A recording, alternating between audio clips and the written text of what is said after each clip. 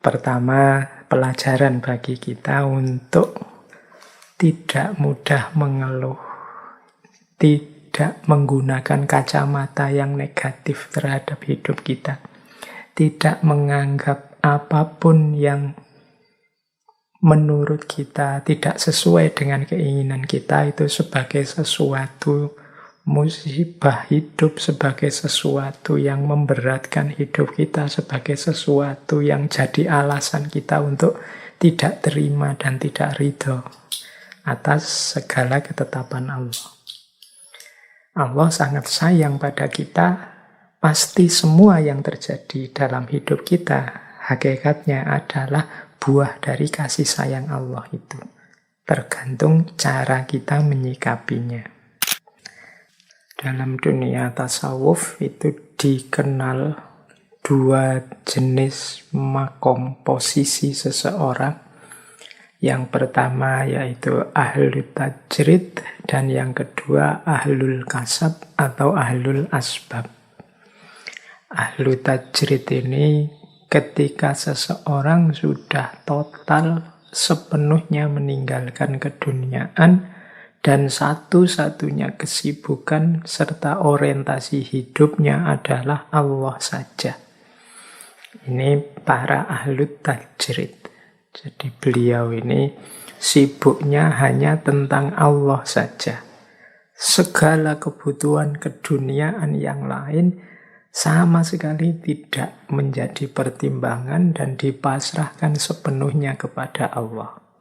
Nah, ini para ulama yang ahlu tajrid. Dan mereka tidak akan mengeluh, tidak akan protes apapun situasi duniawi yang diberikan oleh Allah kepadanya.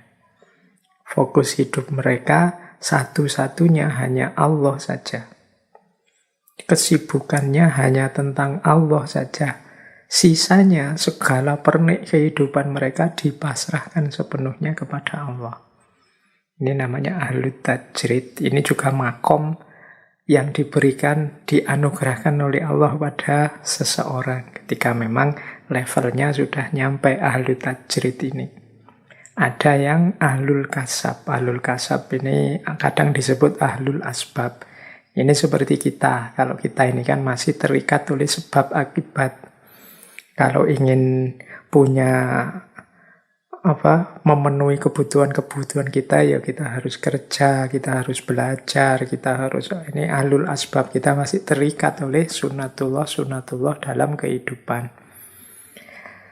Nah, beliau ini, Syekh Ibrahim bin Adham ini, ya beliau ahlu tajrid. Maka nanti memahami nasihat-nasihat beliau, petuah-petuah beliau itu ya antara lain kita pahami dalam konteks beliau yang ahlu tajrid, orang yang memang sudah sepenuhnya mempersembahkan hidup untuk Allah saja.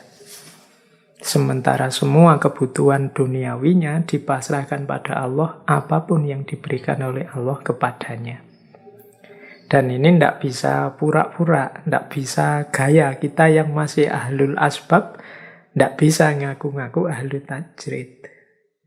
Demikian juga sebaliknya. Kalau teman-teman ngaji kitab hikam itu, dalam hikmah yang kedua dari kitab hikam itu ada kalimat, kalau tidak salah seperti ini. Irodatu katajrid ma'a iqamatillahi iyaka fil asbab minasyahwah al-khofiyah wa iradatukal asbab ma'a iqamatillahi fit tajrid inhitatun anil himmah al-aliyah.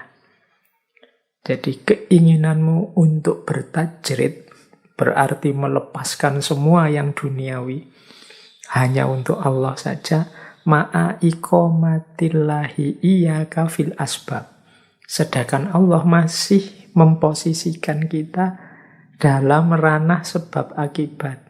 Kita harus bekerja, kita harus mencari rizki, ada keluarga yang jadi tanggungan kita, dan lain sebagainya. Jadi masih ada kewajiban-kewajiban duniawi yang perlu kita tunaikan sebagai amanah. Kok kita terus ingin segera masuk ke ranah tajrid, Itu kata Syekh Ibnu Athaillah, minasyahwah al-khofiyah, termasuk syahwat yang tersembunyi. Jadi ini berarti termasuk hawa nafsu, meskipun keinginannya tajrid. Wa iradatu kal asbab, kebalikannya. Orang yang masih ingin sibuk dengan hal-hal duniawi. Padahal oleh Allah sudah diberi anugerah tajrid loh sebenarnya. Orang ini harusnya makomnya sudah tajrid. Tapi kok masih sibuk dengan yang duniawi. Nah ini kata Syekh Ibnu Athaillah, inhitatun anil himmah al-aliyah. Ini termasuk orang yang degradasi, turun dari tingkatan yang tinggi. Sudah dianugerahi oleh Allah makom yang luar biasa kedekatannya dengan Allah. Harusnya dia menikmati asyik dengan kebersamaan dengan Allah, itu malah menurunkan sendiri levelnya dengan menyibukkan diri dengan hal-hal duniawi yang tidak penting. Mungkin dengan cara ikut politik lah, mungkin dengan cara sibuk mendukung ini, sibuk menyerang itu, dan lain sebagainya. Nah, ini berarti masih iradatukal asbab, masih ingin terlibat dalam asbab. Padahal makomnya sudah tajrid. Nah, ini kata Syekh Ibnu Athaillah dalam Hikam itu termasuk inhitatun anil himmah al-aliyah. Dia turun dari derajat yang tinggi.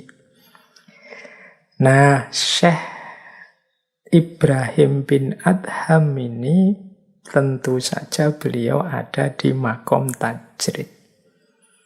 Bagaimana tidak, wong beliau ini raja yang jadi posisi tertinggi, tapi tiba-tiba saja semua ditinggalkan dan tidak berat sama sekali. Itu pastinya anugerahnya Allah. Tidak mungkin upaya manusiawi sendiri bisa sedalam itu penghayatan dan kesadarannya. Nah, ini namanya anugerah ahwal dari Allah dalam bentuk makom tajrid. Dan meninggalkan asbab, meninggalkan hidup dengan logika sebab akibat. Meninggalkan itu bukan berarti sama sekali tidak ngurusi, tapi dipasrahkan semuanya kepada Allah saja. Jadi kalau dalam hidup sehari-hari teman-teman sering dengar orang bilang begini, ada apa-apa sedikit sudahlah, serahkan saja pada Allah. Dia tidak mau ngapa-ngapain, apa-apa diserahkan saja pada Allah. Disuruh protokol kesehatan, kenapa takut, serahkan saja semua pada Allah. Kan sering kita dengar kalimat itu.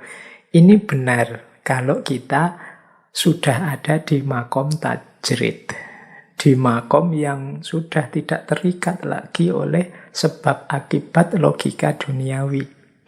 Tapi kalau kita ini masih orang biasa yang masih butuh kerja, kasab, masih banyak tanggungan dunia, masih banyak amanah-amanah hidup yang harus kita tunaikan secara sunnatullah, ya kita tidak bisa tiba-tiba dijujuk semuanya pasrahkan saja pada Allah.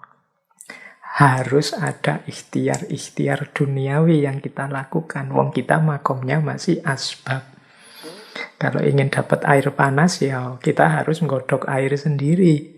Kalau ingin dapat air dingin, ya kita bikin es sendiri. Tidak seperti para wali. Kalau para wali, ya kebutuhannya dicukupi dari Allah. Kalau dalam Al-Quran itu misalnya ada kisah Maryam yang hidupnya hanya berkhulwat saja, beribadah pada Allah, tapi makanan datang dari langit.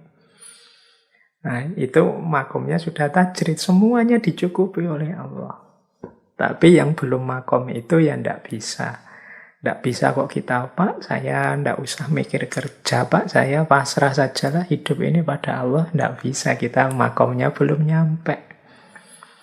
Dan tidak bisa pura-pura atau gaya kalau kita masih asbab kok ngoyo ingin sampai level tajrid atau gayanya kayak sudah tajrid. Nah, itu kata Syekh Ibnu Athaillah tadi kan, ini namanya nafsu, hawa nafsu.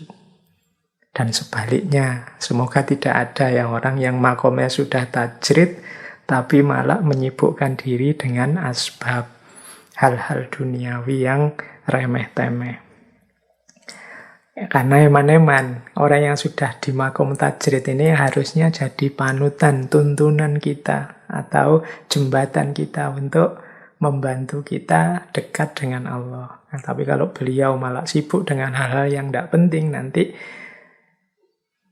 kalau bahasanya Syekh Ibnu Athaillah tadi, inhitotun anil himmah al-aliyah, turun dari derajat yang tinggi. Ini persis ada cerita Syekh Ibrahim bin Adham dengan murid beliau sendiri, yaitu Sufi masyhur juga, Syekh Syakik al-Balkhi. Syakik al-Balkhi ini berarti sama-sama berasal dari Balkh. Kerajaannya Syekh Ibrahim bin Adham, tapi beliau ini muridnya. Kisah ini teman-teman bisa temukan misalnya dalam Risalah Al-Qusyairiyah, kitab tasawuf dasar karya Imam Qusyairi. Di situ ada cerita Syakik al-Balkh ini muridnya Syekh Ibrahim bin Adham, nanti beliau jadi sufi, naik ke makom tajrid. Tapi sebelum itu beliau ini masih di level asbab. Beliau ini seorang pedagang ekspor impor yang kaya raya dari daerah Syam, Syria atau Suriah sekarang. Nah, setiap kali Syekh Syakik ini dapat untung banyak, selalu kemudian semuanya disedekahkan. Ya termasuk kepada gurunya. Nah, satu ketika Syekh Syakik ini minta izin sama gurunya untuk berangkat dagang. Karena memang sudah waktunya berdagang. Pamit beberapa minggu untuk tidak ikut kajian gurunya, beliau ingin berdagang. Tapi belum lama, baru 3 hari, Syekh Syakik ini balik lagi, menghadap lagi pada Syekh Ibrahim bin Adham. Nah ini Syekh Ibrahim heran, loh ini biasanya bisnis berminggu-minggu, ini baru 3 hari kok sudah pulang.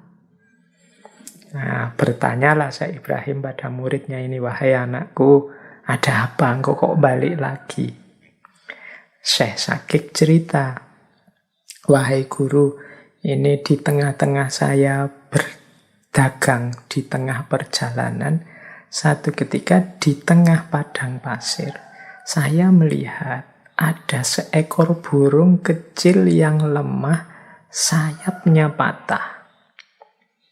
Ya tentu saja karena sayapnya patah, dia tidak bisa terbang kemana-mana mencari makanan.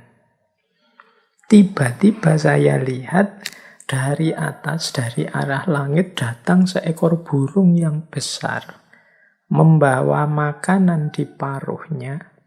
Burung tersebut datang dan menyuapi burung kecil yang sayapnya patah ini. Nah, ini heran Syekh Syakik ini melihat peristiwa ini. Terus kata Syekh Syakik selanjutnya, melihat hal ini, saya terus rasanya merasa bahwa ini petunjuk dari Allah. Untuk saya tidak usah capek-capek kerja. Kalau memang sudah rezekiku, ya pasti akan datang. Jadi akhirnya Syekh, saya tinggalkan semua dagangan saya bertobat ke masjid dan akhirnya balik lagi nih ketemu Syekh ini. Nah, terus dijawab oleh Syekh Ibrahim karena Syekh Ibrahim tahu saat itu muridnya ini makomnya masih makom asbab. Dia masih harus bekerja. Kata Syekh Ibrahim, disindir muridnya ini, apa engkau menganggap bahwa dengan engkau beribadah saja dan meninggalkan usaha dagangmu, terus pasti engkau memperoleh ridhonya Allah? Jangan-jangan engkau salah membacanya. Petunjuk dari Allah itu engkau jangan membaca burung kecil yang patah tadi, yang meskipun diam saja, rezekinya datang. Harusnya engkau membacanya yang burung besar tadi loh, yang memberi makanan burung kecil. Jadi sebenarnya Allah itu memberi petunjukmu untuk membaca burung besarnya. Berarti apa? Jadilah orang yang dermawan. Membantu yang lemah. Jadi memberi yang kekurangan. Jadi kamu malah membaca yang burung kecil. Harusnya yang kamu baca burung yang besar. Bukankah Rasulullah juga bersabda tangan di atas itu lebih baik daripada tangan yang di bawah. Jadi ya karena Syekh Ibrahim tahu ini muridnya ini ya belum makomnya. Belum saatnya tajrid, dia masih punya banyak tanggungan, banyak tanggung jawab yang harus dipenuhi. Dan makom tajrid itu hakikatnya ya anugerahnya Allah, tidak bisa berdasarkan nafsu kita saja. Kita jalankan saja kewajiban kita, insya Allah kalau Allah ridho, maka akan datang situasi di mana kita tidak lagi merasa membutuhkan dunia. Sebagaimana Syekh Ibrahim yang setelah jadi raja tiba-tiba muncul kesadaran betapa fananya dunia dan dengan santainya meninggalkan semuanya. Dari baju kerajaan ditukar jadi baju gembala dan tidak berat sama sekali. Kenapa? Karena memang makomnya oleh Allah dipindah dari makom asbab ke makom tajrid. Nah ini mungkin sedikit ya pelajaran bagi kita, karena kadang-kadang teman-teman ini kadang ndak ngerti positioningnya, kapan kita harus tawakal, kapan kita harus pasrah, di mana letaknya usaha. Seolah-olah kalau sudah menempuh jalan sufi itu ya ditinggal semuanya. Hanya untuk Allah saja, terus ndak mau kerja, ndak mau apa-apa. Loh kalau kita makomnya masih asbab, meskipun sedang suluk menempuh jalan, ya harus memenuhi kewajiban-kewajiban hidup manusiawi kita. Kecuali Allah menganugerahi kita makom tajrid.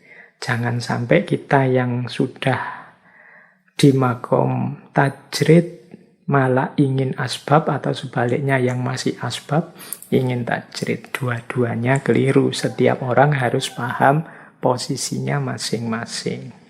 Oke, baik. Ambil nafas sebentar. Silahkan teman-teman yang mungkin ingin ambil nafas dulu, minum-minum dulu, nyemil-nyemil dulu yang sudah disiapkan cemilannya. Atau sudah ngantuk ingin tidur dulu dilanjutkan besok, ya monggo. Wong ngaji ini ndak ada paksaan harus selesai tuntas, dilanjutkan pelan-pelan juga ndak apa-apa. Atau kalau dianggap temanya ndak penting, Pak, saya ndak butuh tema-tema pembahasan seperti itu, ya monggo. Ditinggal saja. Seperti saya bilang, ngaji ini tidak wajib kok. Jangan sampai memaksakan diri ikut ngaji tapi tersiksa. Nanti saya malah jadi sumber siksaan dalam hidupnya teman-teman. Tapi ya mari kita nikmati saja. Semampunya, sesantainya, selonggarnya. Wong dari 2 jam saya bicara, seandainya masuk 5%-nya saja yang sedikit meningkatkan hidup kita, itu saya sudah bersyukur luar biasa. Alhamdulillah, ternyata forum kita, kajian kita ini sedikit-sedikit ada manfaatnya. Seandainya pun manfaat itu hanya untuk mengantarkan tidurnya teman-teman. Ini saya diberitahu, Pak, saya itu sering kalau dengarnya ngajinya Bapak itu terus jadi ngantuk ingin tidur. Itu saya juga alhamdulillah. Karena hari ini banyak orang susah tidur.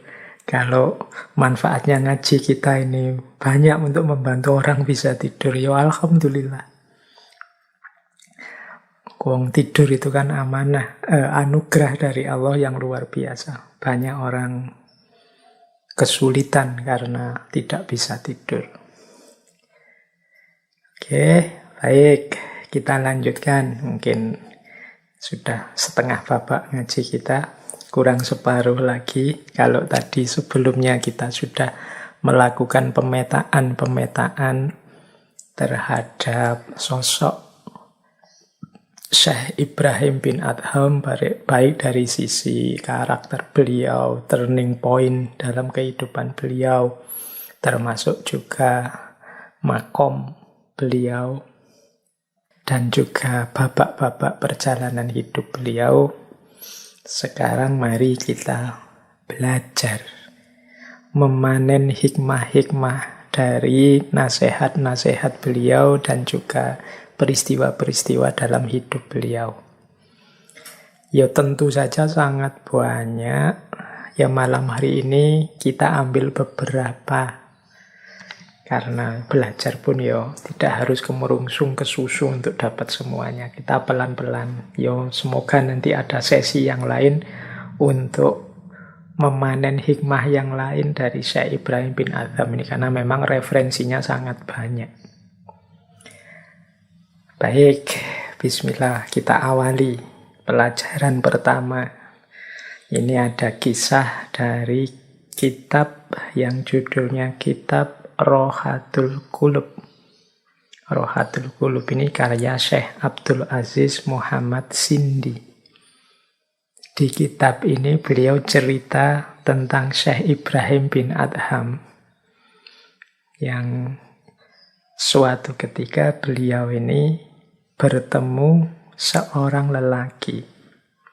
Yang lelaki ini kelihatannya sedih, wajahnya layu, kelihatan bebannya banyak, masalahnya bertumpuk-tumpuk.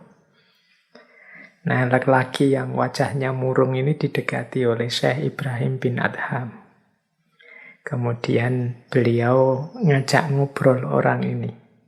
Kata Syekh, kok saya lihat kamu ini murung, kamu kok sedih kelihatannya.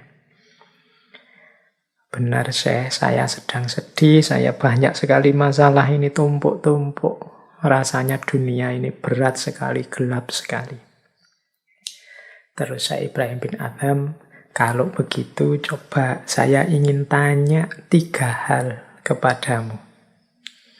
Lelaki itu heran, ini ada orang sedih kok malah diberi pertanyaan. Tapi karena yang bertanya Syekh Ibrahim bin Adham yang sudah masyhur kapasitas kewalian beliau, ya tentu saja laki-laki tadi bilang, nggih silahkan, monggo Syekh kalau mau bertanya. Nah, jadi ada 3 pertanyaan yang nanti disampaikan oleh Syekh Ibrahim bin Adham. Kata Syekh yang pertama begini, pertanyaan pertama. Apakah mungkin menurutmu ada peristiwa atau perkara yang terjadi tanpa keinginan atau tanpa sepengetahuan Allah? Nah, ya tentu saja lelaki ini bukan lelaki yang tidak ngerti apa-apa. Ya dia ya pernah ngaji. Nah, lelaki itu bilang, ya tidak mungkin Syekh. Pasti semua yang terjadi di dunia ini atas perkenan dan sesuai dengan ketetapan dan keinginannya Allah. Baik, ini jawabanmu benar, kata Syekh. Terus sekarang pertanyaan kedua. Apakah rezeki yang ditentukan oleh Allah itu bisa berkurang tanpa seizin Allah atau tanpa ketentuan Allah? Jadi setiap orang kan sudah dapat jatah rizkinya masing-masing. Apakah mungkin jatah itu bisa berkurang tanpa seizin, tanpa sepengetahuan Allah? Ini maksudnya pertanyaan Syekh itu begitu. Ya lelaki tadi terus jawab lagi. Tidak mungkin Syekh. Pasti semua ketetapan tentang rizki itu sesuai ketentuan Allah, tidak mungkin berkurang atau bertambah sedikit pun tanpa seizin Allah. Oke, jawabanmu benar, kata Syekh. Pertanyaan kedua benar, pertanyaan ke-1 benar. Sekarang pertanyaan ketiga. Apakah ajal atau umur yang telah ditetapkan, dituliskan oleh Allah itu bisa berkurang atau bertambah meskipun hanya sedetik saja? Nah, lelaki tadi, ya karena bukan lelaki yang bodoh, dia tahu agama, dia menjawab, tentu tidak Syekh. Semua jatah umur dan hal-hal yang terkait umur itu sudah tertulis di Lauhil Mahfudz. Umur saya, umur Syekh, umur semua orang itu sudah ditetapkan. Nah, ya jawabanmu benar. Terus Syekh nambah ini 3 pertanyaan benar semua kamu. Kata Syekh, loh Kalau sudah tahu seperti itu, lah kenapa kamu kok sedih? Bukankah semua yang terjadi atas diri kita, baik yang sudah terjadi, yang sedang terjadi, maupun yang akan terjadi, dasarnya memang sudah kehendaknya Allah. Nah, ini dengan kalimatnya Syekh yang terakhir ini, tiba-tiba lelaki tadi sadar. Lah mengapa aku kok harus sedih ya? Mengapa kok jadi berat sekali menghadapi ketetapan Allah ini? Apa aku tidak ridho dengan ketetapannya Allah? Apa aku mengeluh dan komplain dengan apa yang sudah digariskan oleh Allah? Pastinya kan tidak begitu. Misalnya mengeluh tentang rezeki, lu bukankah rezekinya setiap orang memang sudah ada jatahnya oleh Allah? Jadi tidak mungkin berkurang atau keliru ke orang lain. Kalau memang rezeki kita pasti nyampe ke kita. Kalau memang bukan rezeki kita, ya tidak akan nyampe meskipun sengoyo apapun kita ingin merebutnya. Jadi alasan rezeki tidak bisa jadi alasan kita untuk sedih. Wong yo masing-masing orang ada jatahnya. Mungkin pengalaman pahit. Pengalaman itu seperti apapun juga sesuai dengan ketetapan dan pengetahuannya Allah. Tinggal kita belajar mengambil hikmahnya dan meresponnya dengan respon terbaik. Tidak perlu jadi beban yang membuat sedih berlarut-larut. Ataukah mungkin kita takut mati, mungkin karena sakit lama atau anggota keluarga kita ada yang sakit dan macam-macam. Ini kan berkait dengan umur. Loh, kalau hubungannya dengan umur, bukankah jatah usia, jatah umur setiap orang, termasuk sedih dan gembiranya juga, semuanya sudah tertulis di Lauhil Mahfuz. Mengapa kok kemudian sedih? Nah, dengan petunjuknya Syekh Ibrahim bin Adham ini akhirnya lelaki tadi terus sadar. Tidak lagi sedih, tapi kemudian dia cerah. Dia tersenyum lagi. Ternyata selama ini aku keliru. Sikap batinku keliru. Wong hidup ini, seperti apapun peristiwa yang kita hadapi, dia jadi berat atau jadi ringan itu kan tergantung cara kita menyikapinya. Nah, orang tadi menyikapinya sebagai yang berat sehingga dia murung terus. Diberi petunjuk oleh Syekh Ibrahim dengan 3 pertanyaan tadi, akhirnya dia sadar. Kemurungannya hilang. Oke, jadi ini mungkin pertama pelajaran bagi kita untuk tidak mudah mengeluh, tidak menggunakan kacamata yang negatif terhadap hidup kita, tidak menganggap apapun yang menurut kita tidak sesuai dengan keinginan kita itu sebagai sesuatu musibah hidup, sebagai sesuatu yang memberatkan hidup kita, sebagai sesuatu yang jadi alasan kita untuk tidak terima dan tidak ridho atas segala ketetapan Allah. Allah sangat sayang pada kita. Pasti semua yang terjadi dalam hidup kita hakikatnya adalah buah dari kasih sayang Allah itu. Tergantung cara kita menyikapinya. Baik, ini pelajaran awal untuk malam hari ini dari Syekh Ibrahim bin Adham.